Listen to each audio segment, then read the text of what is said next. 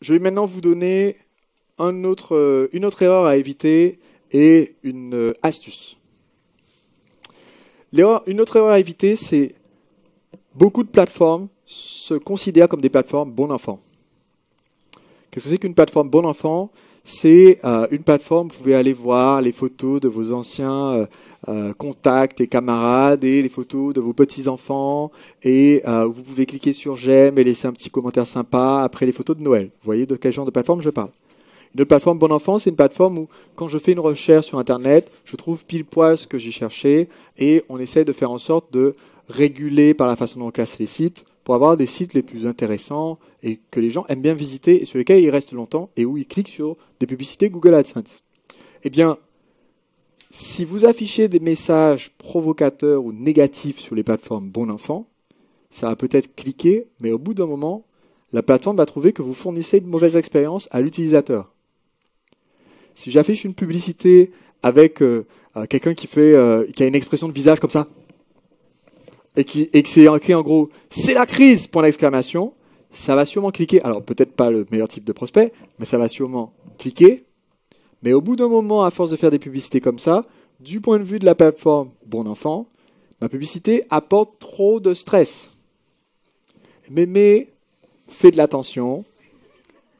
Elle n'aime pas que votre publicité soit trop négative. Donc, ça vaut aussi bien pour les images que vous utilisez. Si vous vous amusez à mettre sur une plateforme qui autorise des images, que ce soit Google Display, qui vous permet de mettre des bannières, ou Facebook par exemple, ou d'autres plateformes, si vous vous amusez à mettre des images de gens qui vivent des atrocités pour mettre « êtes-vous stressé par les news ?», ça ne va pas être une bonne idée du point de vue de la plateforme. Si vous mettez des images d'une carie qui a gonflé toute la mâchoire de la personne prise en gros plan pour dire « souffrez-vous de rage de dents ?» ça va sûrement attirer l'attention, ça va peut-être bien cliquer, mais vous n'allez pas rester très longtemps en ligne sur cette plateforme. Donc, dans nos publicités, c'est important d'essayer visuellement d'attirer l'attention, c'est important de mettre du sien et d'être différent visuellement, mais c'est aussi important, si vous voulez rester sur le long terme, de rester bon enfant et d'avoir une publicité qui va passer ce test. Et une astuce pour rester bon enfant, surtout au démarrage d'un compte, si vous êtes dans un domaine sensible. Alors, je vais vous expliquer quelques idées de domaines sensibles. Si vous êtes dans un domaine qui touche à l'argent, vous êtes dans un domaine sensible. Si vous êtes dans un domaine qui touche à des maladies ou à du médical, comment éviter d'attraper un cancer, comment faire si vous attrapez un cancer, vous êtes dans un domaine super sensible. Si vous êtes dans un domaine qui touche à la vie privée d'une personne ou à quelque chose qui est difficile pour elle, vous êtes dans un domaine sensible. C'est-à-dire que les plateformes ont une certaine liste de domaines où ils vont regarder avec un œil de lynx parce qu'ils vont être terrifiés d'une publicité qui fasse une mauvaise expérience ou qui fasse une promesse qu'on ne puisse pas suivre. Donc si vous êtes dans un domaine comme ça, tout ce que je viens de dire là, vous devez l'appliquer mais à la puissance 1000. Et une astuce qui, à l'heure où je parle, fonctionne sur beaucoup de plateformes, c'est vous avez sans savoir une sorte de compte, un décompte de la pertinence et de l'intérêt de votre compte et de la confiance qu'on a envers votre compte. D'accord ? Du point de vue de la plateforme. Ils vous diront jamais ce que c'est. Mais vous pouvez être considéré comme étant un bon client ou un mauvais client. Et donc, une bonne stratégie pour être considéré comme étant un bon client, ça marche encore à l'heure où je parle, ça ne sera peut-être pas jusqu'à éternellement, c'est qu'ils regardent quelle est la catégorie de votre compte au départ.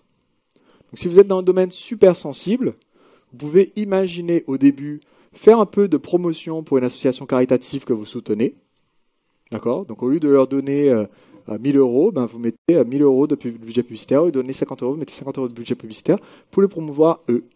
Ça crée de la bienveillance, ça leur apporte des clics supplémentaires, des donateurs supplémentaires, et vous êtes maintenant dans une catégorie que Mémé adore.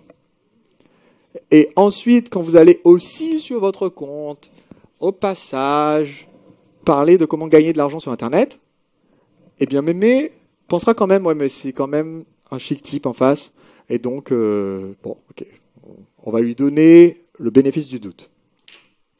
Mais c'est une astuce, ça ne remplace pas tout le reste. Si vous faites la pub pour une association caritative avec des images pas bon enfant, vous pouvez quand même vous faire virer. si vous faites la pub pour l'asso caritative et que juste derrière vous balancez une pub, j'ai trouvé le remède du cancer et je l'ai planté dans mon jardin, votre pub va pas rester affichée 24 heures. Et je terminerai là-dessus.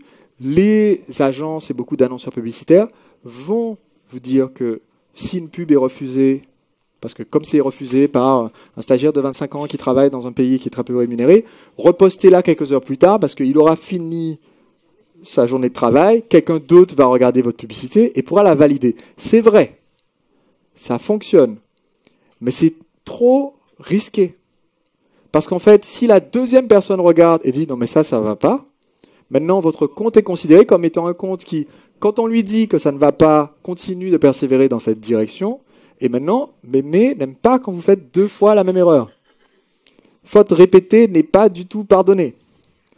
Donc si vous retenez juste, à chaque fois que vous mettez votre pub, vous imaginez Mémé face à son ordinateur voyant votre pub, qui n'est pas dans votre marché, ça vous aide énormément à filtrer le vocabulaire et les images que vous utilisez, ainsi que les pages de destination que vous utilisez dans votre langage publicitaire.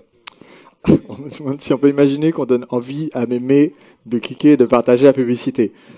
Pas la peine d'aller jusque-là. Il faut juste qu'elle estime que ça soit quelque chose de crédible et de pertinent.